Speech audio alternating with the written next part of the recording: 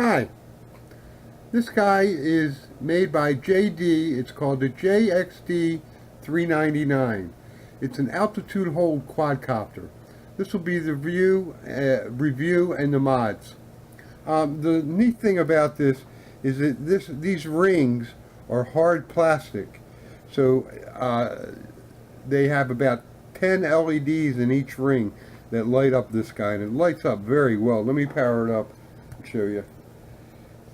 Has very good lights, and since it has these hard rings, you can bounce it in the furniture, bounce it into trees and walls, and what it does, it just bounces off of it and bounces back, and you can keep on flying.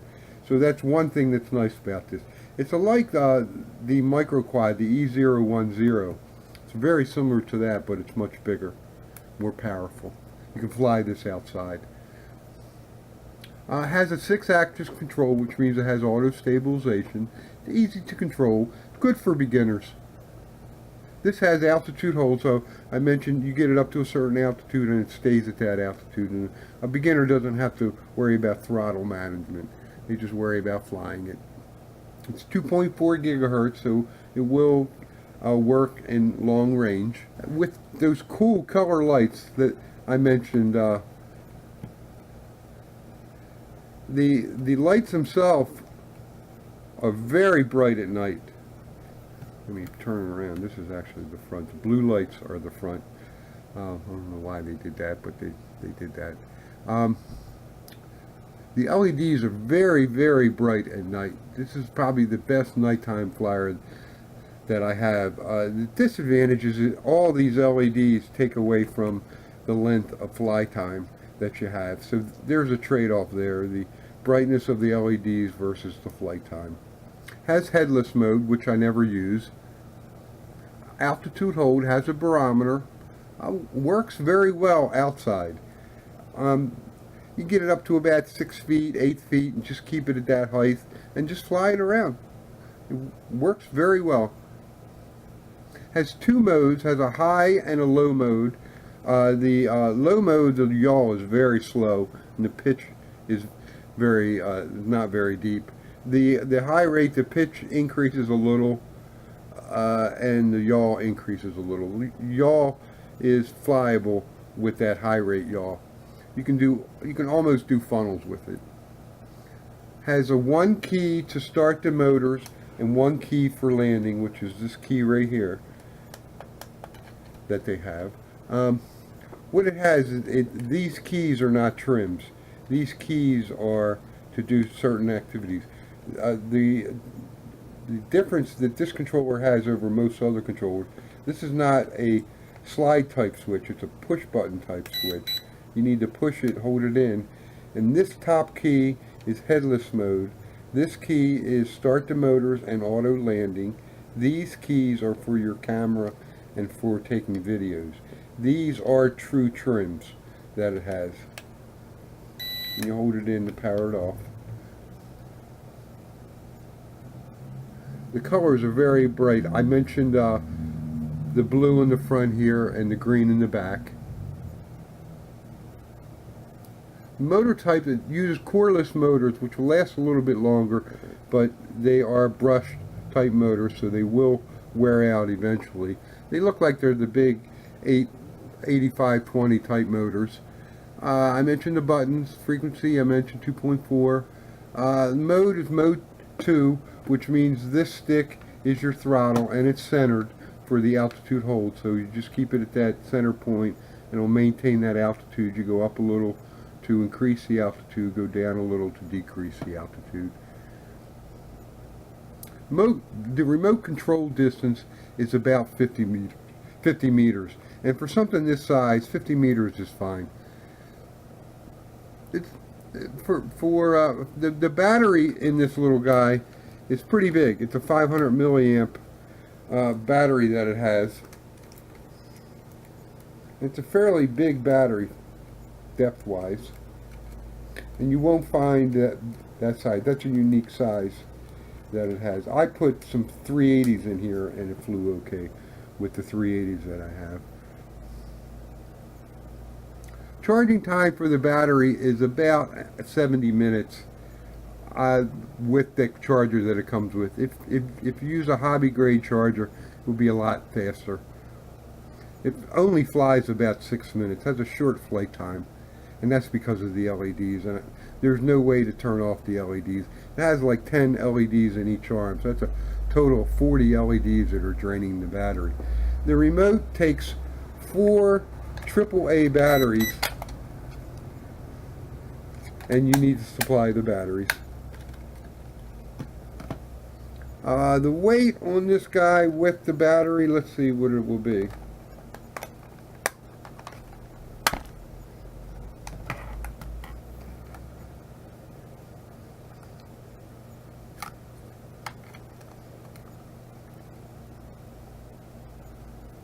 $59.6 grams, so 60 grams with the battery.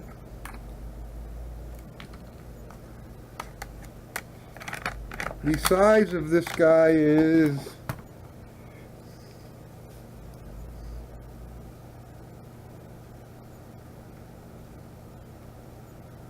110.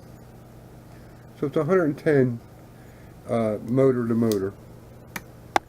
Let's do some night flying with it. This is the night flight review of the JXD 399.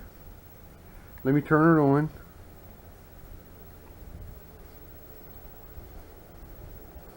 Let the gyros bounce and bind it up, down.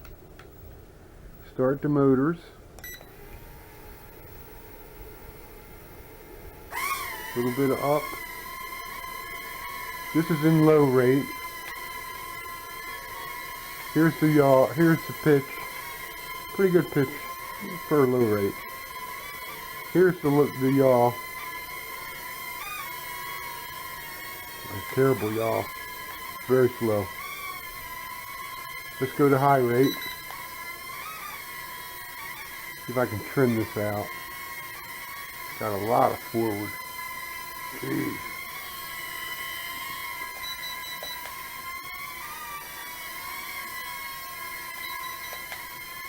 A little bit of left. That's better. Still left. That's better. Here it is in high rate. Here's the pitch. Much steeper pitch.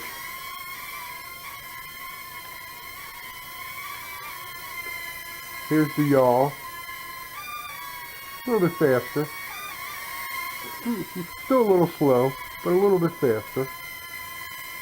Let's go to the outdoor review. Let me auto land it. This is the outdoor flight review of the JXD 399. Power it up. Get the gyro stable. Power up my transmitter. Bind it up, down, down, up. Bound. Press the start motors. Start the motors. Adjust my hat cam a little. Bring it up a little. This is the pitch in low rate.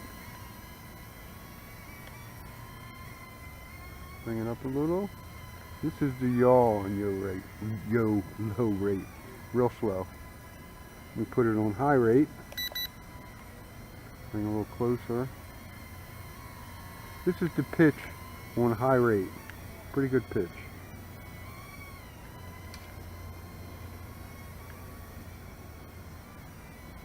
Bring it a little closer.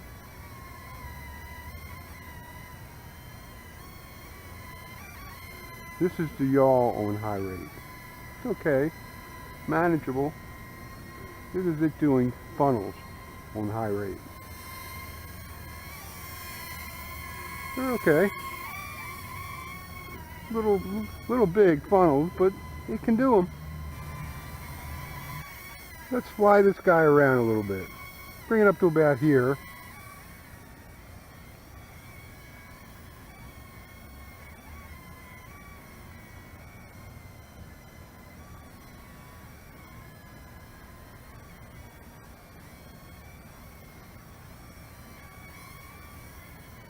5's nice. Can handle the wind too outdoors in this high rate.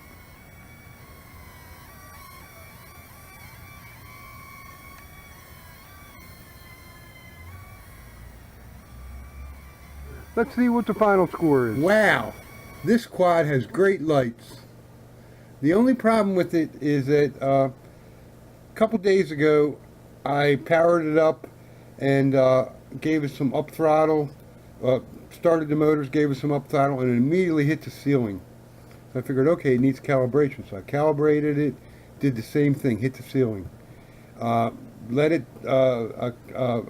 reset it, powered it off, power everything off, powered everything on, reset it again, start the motors, and it hit the ceiling as soon as I up throttled. Then I just let it sit for a couple hours. I took the props off, and I found one prop had a little piece of string in it that was slowing it down, and I took that off, and I never experienced that problem again. If I was outside flying this thing and it did that, it would just gone up and stayed up and probably just flown up until it lost power and then eventually dropped to the ground. So that kind of scares me. I'm going to fly this indoors the next few times to make sure that doesn't happen again, but I suspect it was that string that was in the prop causing some problem, and the quadcopter trying to compensate and giving it up throttle. I hope that that was the problem. The mods, the only mod that I did so far to this guy is that I did the battery. I polarized the connector, and I put some glue on the connector and on the board here so that I don't pull it up by accident, and I put a pull tab on the battery just to make it easier to pull out.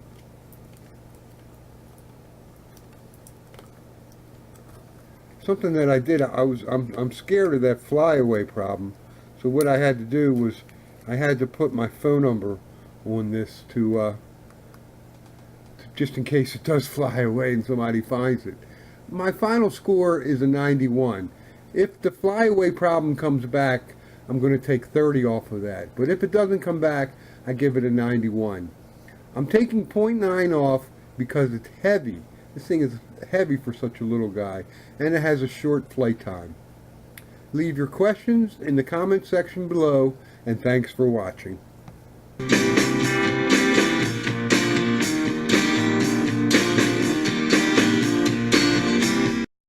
Please click on the like button, comment, and subscribe.